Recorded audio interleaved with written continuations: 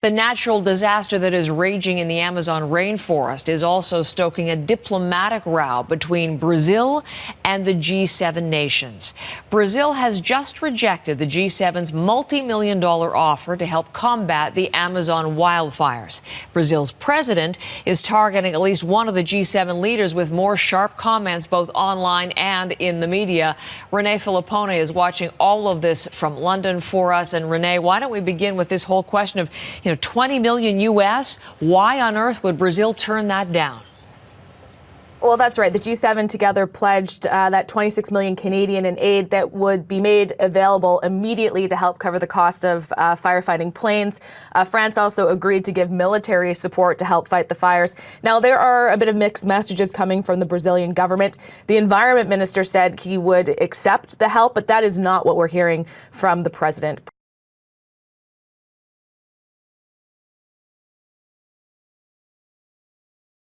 Continued instability in the Middle East, and the alleged culprit is not the West's usual fallboy. The Israeli strikes were similar to a declaration of war, and our country has a right to defend itself. A series of attacks, Syria, Lebanon, Iraq, and people are pointing the finger at Israel.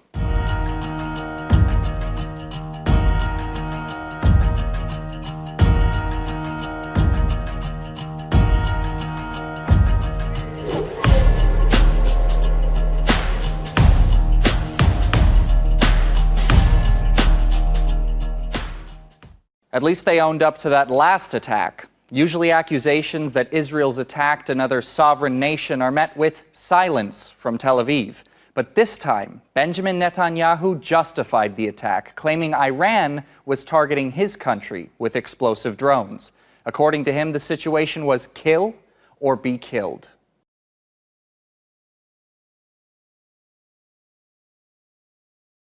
China has told Australia not to interfere as tensions rise over a writer accused of spying. Canberra says one of its citizens has been arrested on suspicion of espionage, a charge punishable by death in China. Chinese-born Yang Henjun was detained in January after flying to Guangzhou from New York. Now, Yang is a former diplomat turned blogger who's popular online. Australia says he's being held without charge under harsh conditions and has been denied access to lawyers and family. His wife, who's an Australian permanent resident, has also been banned from leaving China. We want to know the basis. We know he's a political activist in the sense that he's a democracy activist and he's a blogger and academic, but we don't understand that there's anything else alleged against him at this point.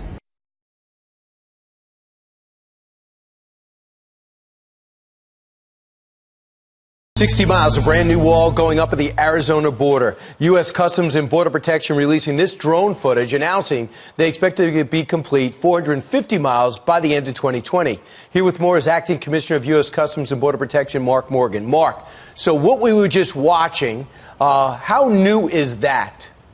So it's brand new, and there's a false narrative out there that really wants to make a big deal about that it's replacement. I mean, this harkens back to when we called it a fence, a wall, or barrier. Look, what was there was old, dilapidated, ineffective, and it didn't work. Every mile what's being built is absolutely a new wall. And it's not just a wall, Brian, it's a wall system. It has integrated lighting, technology, access roads. It absolutely, and I've been saying this, which each mile that's built, this country is more safe. And if you ask the men and women at Border Patrol, this president is giving them exactly what they've been asking for.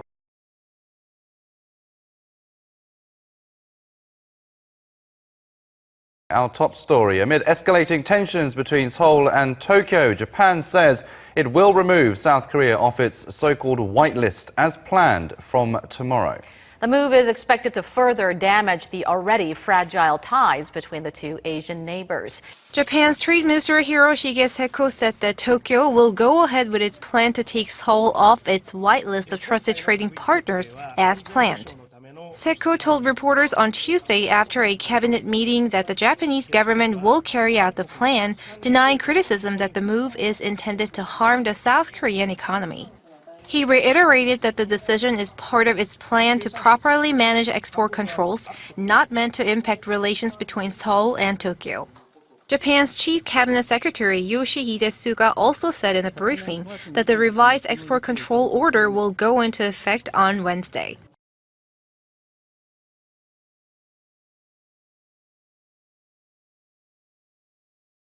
In the meantime, Hong Kong police have defended an officer's decision to fire a live round into the air as an anti-government demonstration turned violent. Well, police today called protesters violent rioters and say their demands are just an excuse for their crimes. Police have condemned the obvious escalation of violence which broke out across several districts in Hong Kong last week, and they said protesters cannot use these violent acts to justify their aspirations. More than 160 rounds of tear gas were used last weekend and nearly 100 rubber and sponge bullets were fired as well. Water cannons were deployed for the first time to disperse the crowd in Sheung Wan on Sunday. Police pointed out protesters are maliciously trying to injure police. They were armed with bamboo sticks, metal poles and petrol bombs which were thrown at the police and also damaged facilities in the districts they were protesting in. The police also shed some light on the incident at Sheung Wan when an officer drew his revolver and fired a warning shot.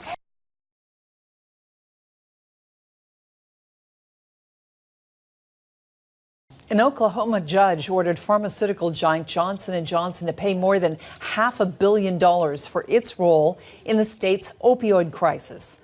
Well, Carol, as I'm sure you can expect, Johnson & Johnson does not agree with this decision. It says that it is being targeted as a scapegoat in the opioid epidemic in the United States. But regardless, it is widely being considered one of the most significant decisions regarding the opioid epidemic in the United States. This is the first case to go to trial accusing an opioid drug maker of being responsible for the devastating consequences of the crisis. And so an Oklahoma judge ruled today that the state attorneys in that state did meet its burden of proof, proving that Johnson & Johnson and affiliated companies created an imminent danger to the state of Oklahoma and its residents. It created a public health crisis. And so it's ordered now that the company has to pay $572 million to abate the crisis moving forward.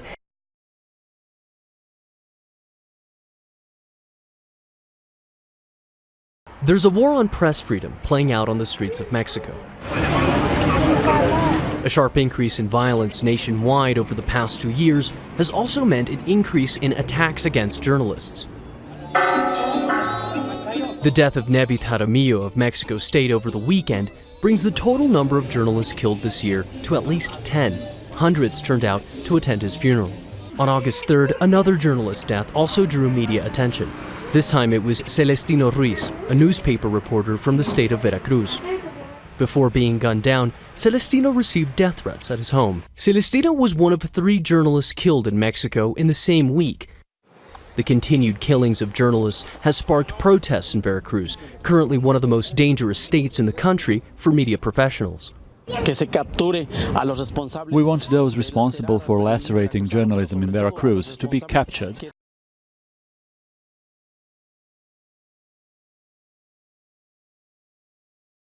Now to that deadly crash in Dayton, Ohio. Overnight, a suspect still in a police SUV and speeding away, slamming to a van, killing 2 children and injuring several others. Michael, good morning. Police officers were also injured in the midst of all that chaos that started out as a call for a stabbing and left behind 2 crash scenes and more than a dozen people hurt. Overnight, authorities say the suspect in a deadly car chase who tried to steal a police car caused a wreck that left 2 children dead and at least 10 others injured. It all started around 7:00 p.m. when officers responded to a stabbing complaint in the nearby town of Riverside, but the suspect had already fled the scene. The pursuit ending 10 minutes and nearly 5 miles later when the suspect crashed the stolen cruiser into several vehicles, including a van carrying 7 children.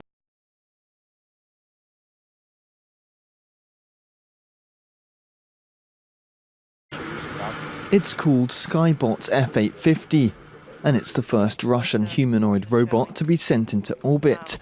The Soyuz vessel carrying it has successfully docked at the International Space Station. Contact confirmed and capture confirmed. The android will carry out tasks remotely. It mimics the movements made by someone strapped into an exoskeleton. The Russian Space Agency says eventually robots like Skybots will perform operations which are dangerous for humans, such as spacewalks. Soyuz now backing away. The capsule's first approach over the weekend was aborted, but the mission was salvaged, avoiding another incident for Russia's space program, which has suffered a number of recent setbacks. Liftoff of the In October, a Soyuz rocket carrying an American and a Russian had to make an emergency landing shortly after liftoff, the first failure in the history of manned Russian flights.